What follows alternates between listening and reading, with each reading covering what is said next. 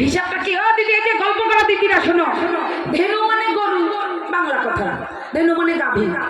পদকর্তা বলছে শুনিয়া কানুর বেনু, ঊর্ধ্ব মুখে ধায় ধেনু। ধেনু মানে যদি গরু হয় বা গাভী হয়, তাহলে গাভী কি ঊর্ধ্ব দিকে যেতে পারে? পারে? ধেনু যদি গাভী হয় তাহলে কি ঊর্ধ্ব দিকে যেতে পারে? গরুর দড়ি ছেড়ে দিলে সন্ধ্যাবেলা কোথায় যায়? রান্নাঘরে না, থাকা ঘরে না, বেডরুমে না, ড্রয়িং রুমে? এই শাস্ত্রে এদেরও তাই যায়, ন্যাচারালি গোয়াল ঘরে যায়। তাহলে পদকর্তা এখানে কি ঘুমোচ্ছিল না ঝিমোচ্ছিল যে ভুল করে লিখে দিল? আমি শুনি একা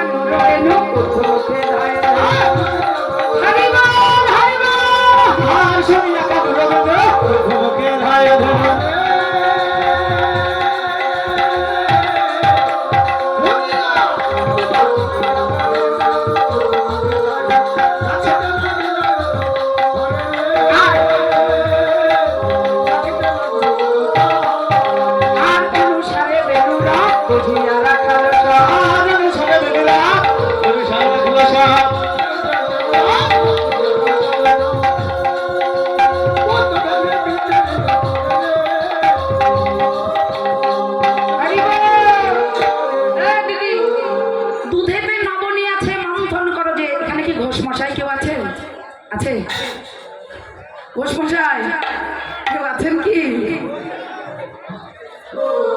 জয় হো, জয় হো। ও দাদা, 10 কেজি দুধ এক বালতিতে জমা করেছি, এখন একটু মানে ঘি তুলতে হবে, তো ননি খুঁজছি দুধের বালতির মধ্যে ঘাটাঘাটি করে। ওতে কি ননি তোলা যাবে? ও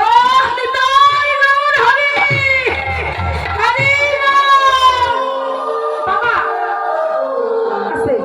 মন্ত্র কিন্তু বই পুস্তকে লেখা থাকে, সবকিছু এভরিথিং।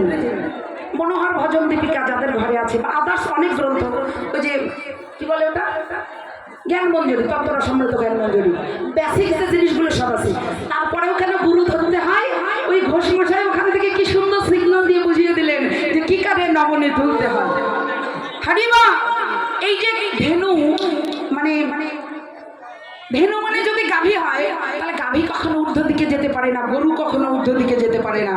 গরু যদি আবার ঊর্ধ্ব দিকে না যায়, তাহলে পদকর্তা ভুল লিখবে না। যা রটে তা বটে। এটাই হলো গুরুর খেলা, এটা হলো গুরুর খেলা। বৈষ্ণব কবি বলছে, দেখো দেখো, এই যে শুনিয়া কানুর বেন ঊর্ধ্ব মুখে ধায় ধেনু পুচ্ছ পেলি পৃষ্ঠার ওই উপরে, বলে এই যে রাগের ঘরে রসের খেলা,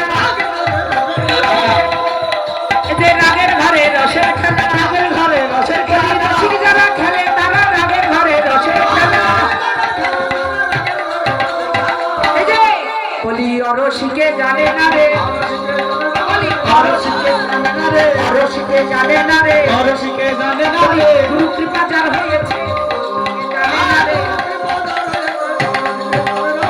এই জন্য বাবা, ধ্যান মূলম গুরু মূরতি, পূজা মূলম গুরু পদ, মন্ত্র মূলম গুরু বাক্য, সর্ব মূলম গুরু কৃপা। যতই বাড়িতে পড়াশোনা করো, তোমাকে কিন্তু পাঠশালা, স্কুলে, ইউনিভার্সিটিতে যেতেই হবে, মাস্ট, এর কোনো বিকল্প নেই। তাই তুমি যত পণ্ডিতই হও না কেন, ঘরে বসে সার্টিফিকেট পাওয়া যায় না, সাধু সঙ্গে যেতে হয়, সৎসঙ্গে যেতে হয়। ও দিদি, ধেনু মানে শুধু গরু বা গাভী নয়, ধেনু মানে গরু বা গাভী নয়। গো শব্দের অর্থ হলো ইন্দ্রিয়, গো শব্দের অর্থ হলো পৃথিবী, গো শব্দের অর্থ হলো মৃত্যু, গো শব্দের অর্থ হলো ধেনু। এই রিপুগুলো ঊর্ধ্বগামী হয়। সূরা মধ্যে এখানে ভগবানের বসতি এখানে চলে যায় বাবা। যারা এদিকে গিয়েছিল তারা গুরু কৃপা নিয়ে এদিকে চলে যায়, এটা হলো কীর্তন। রাধে রাধে। সকল ধেনুগণকে একত্রিত করে ভগবান এবার আপন গৃহাভিমুখে ছুটছে কি করে?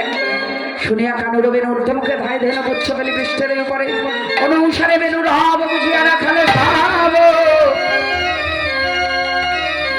আসিয়া মেলিল নিজ সুখে।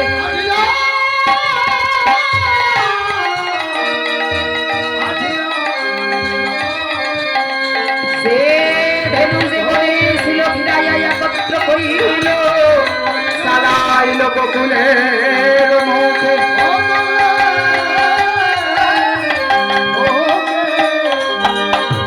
রাধে রাধে।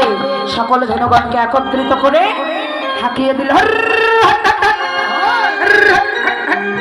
ধেনুগুলোকে হাঁকিয়ে দিল ঘরের দিকে। রাধে।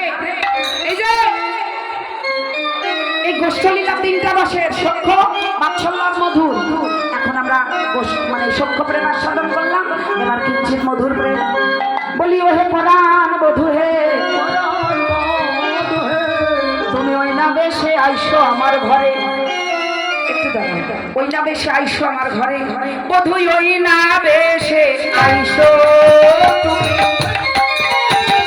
আহা দাঁড়ায়ে রয়েছি আমি,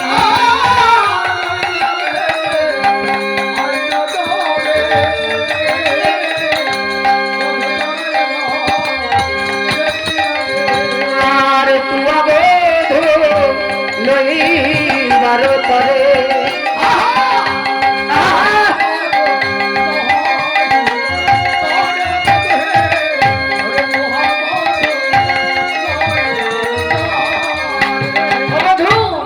রবি যখন বৈশে পাতে মই গেল যমুনার ঘাটে, তোয়া লাগি যাই চারি পানে।